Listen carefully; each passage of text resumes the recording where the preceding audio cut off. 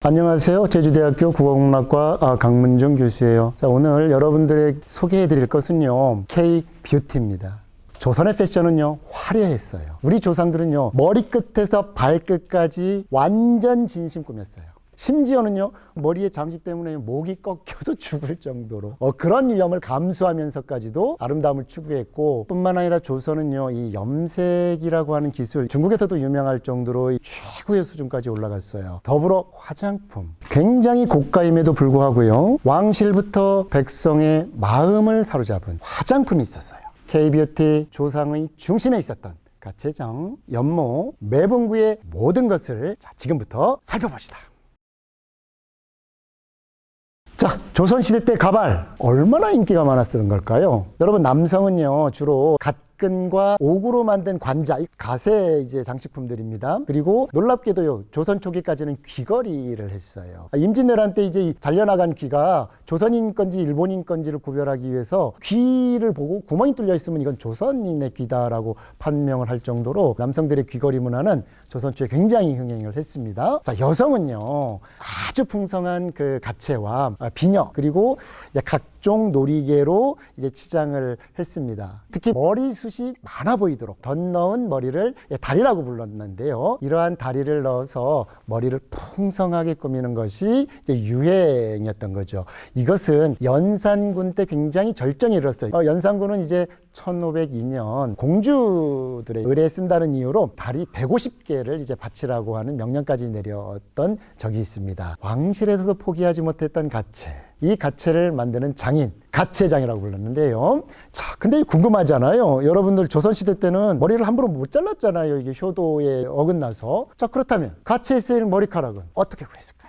이 당시까지만 하더라도 인조모가 없었잖아요. 대부분 이제 실제 머리카락으로 만들었단 말이죠. 남성들은 상투를 만들 때 가운데 머리를 잘라요. 가장 예쁘고 아름다운 상투는요, 그냥 계란보다 조금 이렇게 큰, 이렇게 여러분이 손으로 이렇게 잡아보면 동그스름하게 되는 이 상투가 가장 맵시 있는 상투예요. 그런데 머리숱이 많은 사람들은 이 상투를 못 틀어요. 뭉툭하게 돼버린단 말이에요. 그러면 이것을 작고 예쁘게 하기 위해서 이 가운데 머리를 자르고 옆에 머리를 이렇게 모아서 상투를 틀면 머리숱이 많은 남성들은 아주 예쁘게 이제 만들 수 있어요. 이렇게 하는 거를 이제 패코친다라고 이야기를 하는데, 여성들은요, 그 머리카락으로 가채를 얹어 아름다움을 더했던 것이죠. 그리고 이 죄수들의 머리카락, 이것도 굉장히 많이 활용이 됐고요. 또 승려가 되기 위해서 머리를 자르잖아요. 이 머리도 가채를 제작할 때 썼습니다. 그래서 이 가채를 만들 때는요, 단순히 그냥 따은 게 그게 전부는 아니었어요. 걷어들인 머리카락, 대부분 다 남자들의 머리카락이죠. 그러다 보니까 이제 각각 모질이 전부 다 달랐습니다. 검은 구름처럼 풍성하면서도 윤기가 잘 흐르는 이제 가채를 만들려고 하면 다양한 기술이 필요했던 거예요. 그래서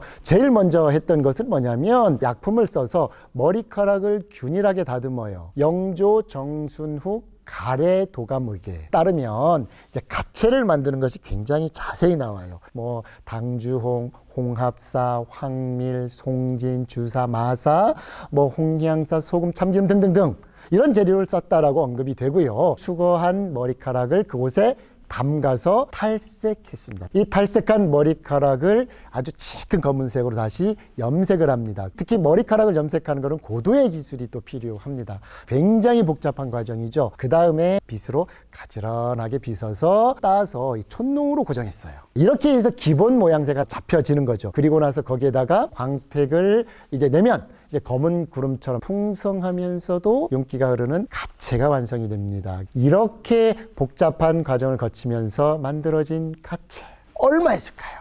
여러분 놀라지 마십시오.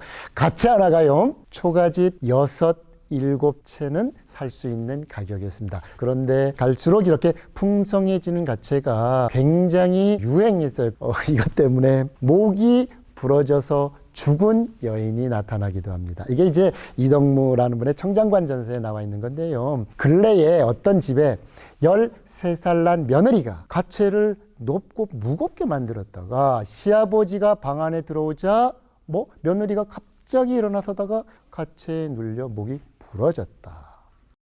그러니까 이게 얼만큼 크고 무거웠는가를 우리가 가늠해 볼 수가 있죠. 이렇게 풍성해지고 커진 만큼 가격도 치솟았던 거지요. 가채로 인한 사치 풍조가요 정점에 달하자 가채 금지령이 선포되기에 이르릅니다. 사치는 물론이고 이제 죽음까지 발생을 했잖아요. 그러니까 영조는 이 가채를 금지시키는데 굉장히 중요하게 생각을 했어요. 그래서 쪽집머리를 하되 족두리로 장식하라라고 했지만 그러나 이게 잘 지켜지지를 않았어요. 결국 다시 가채를 사용하라고 명령합니다. 그러니까 정조 때도 마찬가지로 가채를 법적으로 금지하는 가채신금 3옥을 이제 만들게 되었는데요. 가채 금지를 법으로 공표하면서요, 한문으로 이제 그거를 초안을 잡고 한글로까지 번역을 해요. 그런데요, 가채는 인기가 식을 줄 몰라요. 왕이 금지하는 명까지 냈으니까 약간 자제하는 모습은 보여요. 크기도 조금 작아지고 그 다음에 모양도 조금 단순해지긴 하지만 이게 조선이 망할 때까지 가채는 사라지지 않습니다. 최근에 우리나라의 어떤 사극이라든가 이런 것들이 해외로 많이 나가고 또 아이돌들에 의해서 이제 한복이 굉장히 해외에서 많이 화제가 됐죠. 특히 한복의 컬러풀한, 그러니까 이 고운 색깔, 이거 굉장히 극찬을 받아요. 그런데요, 조선은 어땠을까요? 마찬가지입니다. 조선시대 역시 뛰어난 염색 기술을 가졌어요. 중국이 부러워할 정도로. 그 정도로 뛰어난 염색 장인들, 이런 사람들을 우리는 연모라고 칭했고요. 연모 덕분에 염색 기술은 급격히 발전을 합니다. 그런데 우리 조상은 이제 백이민족이다 불릴 정도로 흰 옷을 즐겨 입었죠. 근데 어떻게 조선시대는 이 염색 기술이 이만큼 발달할 수가 있었을까요? 삼국시대 때부터 흰 옷을 즐겨 입었어요. 이 한반도에 살았던 사람들은. 심지어는요, 19세기 말 우리나라를 방문했던 서양의 이제 사람들, 이런 사람들이요, 시장을 딱 보면서 마치 손밭에 온 것 같다라고 묘사할 정도입니다. 그런데 실제 흰색은 우리나라에서는요, 전쟁과 죽음을 상징했습니다. 그래서 원래 이제 상복이 하얀색이었어요. 조선 사람들은 상복을 자주 입을 수밖에 없어요. 왜 그러냐면 8촌 이내의 친척들은 상을 당하면 상복을 입게 된 것이 법이었고요. 특히 왕실에서 상이 나면 일정 기간 동안 조선의 백성들은 또 상복을 입어야 했단 말이에요. 그러니까 가난한 백성들은 대부분 다 옷이 단벌이었는데 상복과 일상복을 같이 할 수 있는, 그래서 하얀색 옷을 굉장히 즐겨 입었던 거예요. 근데 이것이요, 정부에서도 굉장히 골치 아파했어요. 평상복과 상복이 구분 없으니까 유교적 예법에 맞지도 않아. 특히 우리나라를 상징하는 색은 푸른색인데, 그래서 푸른색 옷을 입으라고 권장까지 해요. 심지어는 세종대왕께서는요, 관원들에게 푸른색을 입으라고 직접 이제 명령까지 해요. 그 관원들은 어떻게 합니까? 전하, 염색값이 너무 비싸요. 이거 정말 힘들어요. 라고 이제 말을 하죠. 비용 때문에 이것을 수용하지 못했던 겁니다. 그러면 도대체 얼마나 비쌌을까요? 조선의 염색은 정말 뛰어났어요. 그래서 품질은 매우 좋았습니다. 이거는요, 이제 중국에까지 잘 알려진 사실인데, 송나라 사람인 왕운이라고 하는 사람이 계림지에 따르면 고려는 염색을 잘하는데 특히 홍색과 자색이 매우 아름다웠다 라고 하죠. 조선의 자주색 비단에 반해서 10필이나 넘게 염색을 해간 중국 사신도 있었어요. 그런데 지금처럼 화학약품으로 염색한 게 아니잖아요. 염색값은요, 직물과 색상에 따라 그 가격이 달랐어요. 좀 조선 말기 기록에 해당해요. 만기 요람에 의하면 자주색 명주는 노란색 명주의 5배가 됐고요. 붉은색 모시는 노란 모시의 10배가 됐다는 거죠. 이제 부자들은 부의 상징으로 화려한 옷을 사치스럽게 입었다는 거죠. 그러면 연모는 부자였을까요? 그렇지는 않았던 것 같아요. 고종 때 물가 경제의 어떤 지표들이 기록되어 있는 탁지준절이라고 하는 기록물이 있어요. 이 기록물에서는 연모에게는 수공포라고 하는 이제 수공비를 지급했는데요. 비단 10필을 염색해야 3배 한 필이 될까 말까 할 정도입니다. 자, 이것은 쌀로 환산을 하면 대여섯 말 가격 정도가 돼요. 최고의 기술자인 염색 전문가들, 이 연모들 덕분에 조선의 염색은 엄청나게 발전을 했고요. 우리의 한복은 아름다워졌고, 그럼에도 불구하고 이분들에게 어떤 처후는 뭐 그렇게 훌륭하진 않았다고 생각이 듭니다.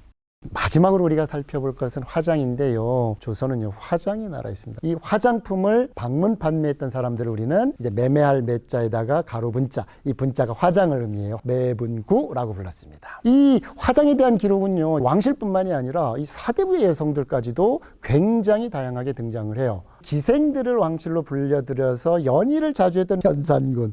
연산군은 진짜 이 여성의 미용에 굉장히 민감했어요. 특히 이 화장품을 전담하는 보염석까지, 즉 쉽게 말해서 부사를 하나 만들 정도예요. 왕실에서 필요한 각종 의복과 이제 화장품을 공급하는 일을 전담하기까지 해요. 또 굉장히 유명했던 문인이에요. 유희춘이라고 하는 분이 나와요. 근데 아내가 이제 화장품을 팔아서 남편 유희춘의 집문실을 이제 만들었다는 기록도 있을 정도예요. 그러니까 화장품이 얼마나 높은 관심을 받았는지 우리가 잘 알 수 있는 거죠. 수요가 증가하면서 유통도 굉장히 활발하게 이루어집니다. 당시 남녀를 분문하고 가는 허리와 하얀 피부는 절대 포기하지 못했어요. 그런데 농경사회에서 하얀 피부를 유지하려면 밭에서 일하는 분이 가능했겠어요? 하얀 얼굴은요, 노동으로부터 자유로운 신분의 상징이었어요. 그래서 피부를 맑고 깨끗하게 가꾸는 것을 매우 중요하게 생각했습니다. 조선의 그 미용의 실상을 굉장히 자세히 이제 설명해 놓은 책이 빙허가기 씨의 규합총서입니다. 쉽게 말하면 여성 생활 백서입니다. 이 규합총서에서는 화장품을 만드는 방법까지 나와 있어요. 면지법이라고 얼굴에 영양분을 주는 화장품을 사용했는데, 이것은 겨울에 얼굴이 거칠고 터지는데 달걀 3개를 술에 담가 봉하여 28일쯤 두었다가 얼굴에 바르는 것이에요.